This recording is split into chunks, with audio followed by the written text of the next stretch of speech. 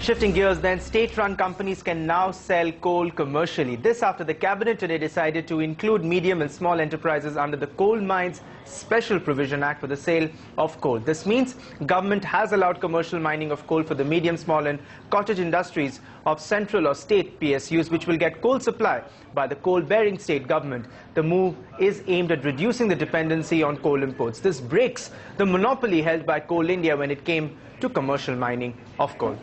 In fact, let's discuss more of that decision taken by the cabinet earlier in the evening. Coal Secretary Anil Swarup joining us on the phone line. Thank you so much for joining us here on CNBC TV 18, Mr. Swarup. My first question to you is, have you decided how this coal can be priced? What are going to be the kind of rules that these state PSUs or the central PSUs will have to adhere to? No, we have not introduced any pricing formula for selling of coal. The new initiative actually enables such state entities to, we have dispensed with the end-use stipulation that was there earlier. You would recall in the past, either allocation or auction of coal blocks, there was this end-use stipulation, which prevented such entities which mined this coal from selling this coal to anybody else. They had to use the coal themselves for their own unit or their own entities.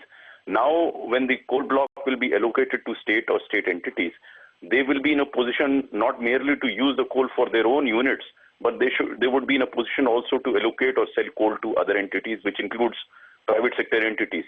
The primary objective of this decision is to enable coal supply to small and medium sector units, even micro units, because for Coal India to supply to these units was becoming increasingly difficult. The focus of Coal India was obviously for larger units, and smaller units were starved for coal. And it is with that objective in mind that the coal sector has been opened. And Mr. Swarup, you know, a lot of people will read this decision, like you correctly pointed out, maybe MSMEs weren't the focus area for Coal India. But if we could ask you, what could be the possible financial implication on Coal India, since its monopoly on this is going to come to an end? Any kind of math that you have done, what is going to be the financial implication?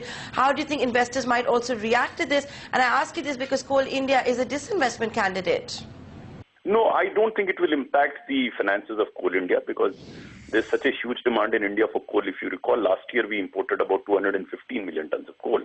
So there's a huge gap between demand and supply within the country. And we can't keep the small and medium sectors starved of coal.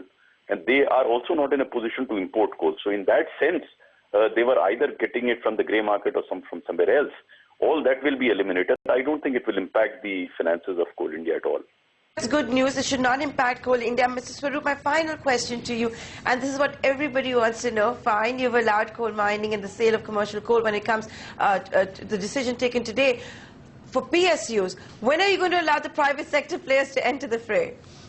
No, we've moved in that direction. To begin with, we had end-use stipulation. Today, the cabinet has taken a decision to remove that end-use stipulation for the public sector entities. And we are working out the details for commercial mining for the private sector as well. And so how soon can we expect that? It may take a bit of time, because there are certain aspects that are being examined, but it will come soon. Okay, so that's the other headline you've given us tonight, Mr. Swarup, that we would see guidelines for commercial mining. The steps are being taken towards that. Thank you so much for taking the time out and joining us here on India Business Hour.